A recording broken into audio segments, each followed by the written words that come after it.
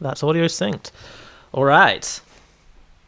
We hit 1,000 subscribers. I hit 1,000 subscribers. Someone at some point has hit 1,000 subscribers. And I thought to celebrate, and because I'm creatively bereft at the moment, I'd do a bit of a Q&A for 1,000 subs, which was meant to happen when I hit 1k, and then I didn't get access to community tab for like a week and a half or something. I don't know. Time's difficult. Anyway, put out a little call, and we'll go through them. Some of them are serious, and some of them are most definitely not. We'll start with a most definitely not one, or, well, you'll see. This one's from Polybrow, who's a friend of the channel, someone who really got me started with a lot of this, and it's a very, very important question. Which president's face would you put in a Five Guys bacon cheeseburger? Now, I feel if I say any president but Obama, Polly will crucify me for reasons that are her channel memes. But I think if I was just going any politician, it'd be Dan Andrews, because he'd be about it, or Scott Morrison, because he would hate it. Alex right now asks, how long does it usually take me to make one song? And that will vary wildly from song to song. Some of them are finished written in like a day and a half, not even, recorded over the course of like 2 days, edited over the course of 1 or 2 days, and then out. And then some of them I'm doing for like a month and a half. And that's just, it depends how much inspiration I kind of get for any song at any point. From, with a lot of extra symbols, Vicky Somebody. If you had to choose from white and dark chocolate, if we say that milk chocolate is not one of the options, which one would you choose? And fun fact about me, I despise bitterness. I don't drink coffee, barely drink tea, it has to be like milk and sugar. I hate bitterness. So it'd be white chocolate, because you can get a nice white chocolate if you like caramelize it out. Back to the serious questions. Thunder Catoos. Thunder Cartoons. I don't know, man. A lot of people just make songs with their favorite character, or the character they think is right. So the question is, who's my favorite, and who has the right views, in your opinion? This is fairly confident, pertaining to Dream SMP. As you might be able to tell, my favorite characters tend to be, and just creators tend to be from Sleepy Boys. I have a lot of respect for Wilbur as a musician. Phil is, I have respect for him and like the way he approaches streaming, because was one of the most sensible when he blew up. And then Techno is just great. Tommy is someone that I think I'm going to like in 2 or 3 years when his content kind of matures a bit. At the moment, it's still very loud. But it'll change with time. As far as who I think is right on the SMP, it would actually still have to be Techno, including like the blowing up L'Manberg, just for the pure point that you don't need a government for less than 20 people. And just on that alone, I'm anti-L'Manberg. Also, the whole chaos thing, it's kind of on brand to be with the anarchist. Wing, or Little Wing, and good person on the Discord, join the Discord server, link in description. What are your thoughts on amphibians? Are they only half trusted? And this, I'm assuming, is in reference to a text tirade that I did about how birds are terrifying and not to be trusted at all. And I stand by it. Chickens are fine. No. Chickens are fine, and that's it. And I have to say that because there's chickens just out the window there. Amphibians.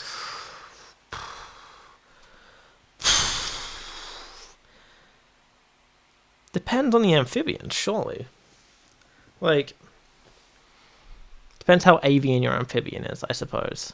Because birds can dive. I think the rest of these are all kind of serious questions. Catastrophic asks, what's your favourite song and why?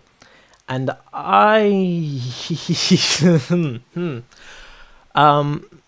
favorite songs tend to be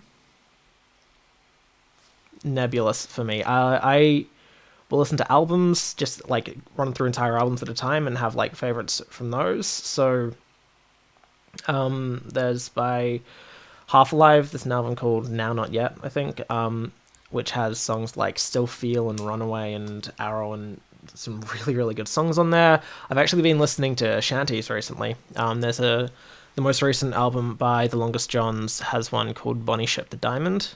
Yeah, Bonnie Ship the Diamond, that's got some kind of jazzy stuff to it that I really like. You can play any song from Hadestown to me and I will love it because it's the perfect musical. So yeah, I don't really have a favorite per se, but I do have a lot of them, a lot of favorites. Butterscotch Bread asks, how did you get into making music? And that's kind of a long question. I'll split it into two. First up is how did I start playing music? And that is when I was about 6, my mum sat me down in front of a piano and was like, you're playing this now. You're getting lessons at school. They weren't great lessons. It was basically just given a workbook for theory and then a dude who knew which keys to hit, but that was about it, being like, teaching you how to read music. That lasted until start of year 3, when my sister changed schools, and that meant that I changed to a very Russian teacher, which, for those of you who aren't aware, means that you either really like it because they really, really get you going on technique and stuff, and that's what happened with my sister, or you're me and hated it and I was terrified and stopped playing piano. Then I did trumpet for about a year, which ended when my teacher didn't really know what to do with me, got me to join the band she was in, like a concert band, community band thing, and I very quickly was like, I'm out of my depth, and stopped. Didn't do any music for a year, and then at the start of year 5, so I would have been 12, I think, I moved school to the same school that my sister was at, started playing saxophone with an incredible teacher who I had from years 5 through to 12, and yeah, played in all sorts of bands and all that good stuff. As for how I started composing, the first piece of music I ever composed was, I believe, year 10. It was not good. I didn't really compose after that. I didn't really compose another piece of music until my last year of school, and even that was technically arranging. We had a school music house, like, music competition thing, and I fully arranged an entire thing for a band, and we all had to, like, memorize it and perform it. Really good times. As far as an original instrumental thing for a band, the first thing that I actually did was the first thing that you see on the channel, the Battle Against the Blood God Technoblade theme. Yeah, that was the first kind of full thing I composed, or more accurately, the Filzer one is the first fully original composition that I'd done. A lot of it was just applying theory that I'd learnt from improvisational bands, and just trying to make things that sounded vaguely like stuff I'd played before. Next, from MechT69. Nice. Do you have any tips for coming up with song lyrics? Yes and no.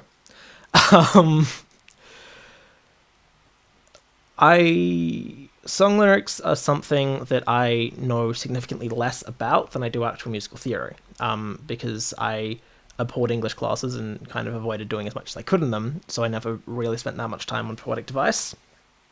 What I'll, if I remember, link down in the description, is a video by Sideways on how to write lyrics, which is something that I watched when I was first trying to work out what to do, and that kind of goes through sonnet form, which is what I normally use when I when I write out lyrics.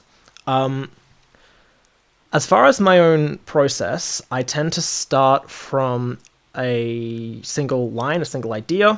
Sometimes it's a musical idea, like the watch me completely forget how to play it.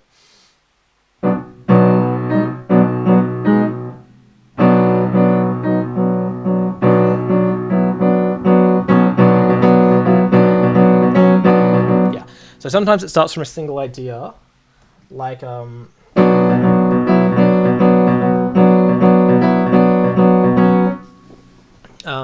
Those Fools. Sometimes it's like in Blood for the Blood God, the most recent techno one I put out. It was the chorus line: "Blood for the Blood God and bone for his bread, a crown of skulls as he rules the dead." It's just finding a single line to kind of go from and go back to get inspiration again works really well. If you don't have any lines, finding something that gives you inspiration to write is always a really strong thing to go back to. Voice cracks, yay. When I first started out, it was actually Hamilton. As I've kind of said before, Hamilton isn't my favourite musical, but I do think it's one of the best written lyrically musicals out there. So going back to that and listening through gets you in that kind of mood. I think the biggest tip I can give when it comes to lyrics, and especially finding rhymes, is don't be afraid to use websites like RhymeZone or anything else like that. But by the same token, don't overuse them. This is actually good. I have this here. This is the book that I write down most of the lyrics in. And I'll see if I can find it. Jazz math. Here we go. I was trying to write a song about the Hierophant Arcana because my sister's really into the whole kind of my sister is really into a lot of that kind of tarot and astrology stuff, and I was like, oh, it's an interesting concept. I'll have a look through and see if I can write a song about one of the arcanas. It could be a really interesting album thing somewhere down the line. I still might. It won't be this. That list I just showed you was me going through every single word that rhymes with Hierophant. That's just anything that ends with aunt or even slant rhymes. And then this. And I'll just let you read it. I'll try. Because I hate reading it out because it's terribly written. It just uses ant so many times that it loses all meaning. And that's what I mean by don't overuse RhymeZone. Don't just chuck in as many words that rhyme with a single word that kind of work with something, because it starts meaning nothing. But if you have a line and you like a line and you need another line to pair with it that rhymes with it, that completes what you want to say, use RhymeZone to find that final word. Just anything that rhymes with the last word of the first word, look into slant rhymes as well, because working out what rhymes with something else is not the art in writing lyrics. The art in writing lyrics is finding a way to say what you mean in a way that sounds cool, which is a fairly underwhelming way to put that, but it's all it really is. And you can go as poetic as you like with it, a la Hamilton, or not particularly poetic at all. And actually, an excellent example is Dream's recent song, Road Trip. That, especially Dream's verse in it, is not poetically dense. It doesn't have a lot of internal rhymes and slant rhymes and everything kind of clever wordplay and all those kind of things. It's just him speaking from the heart. And that's the most important thing you can get in lyrics, is making sure that you're writing down exactly what you mean.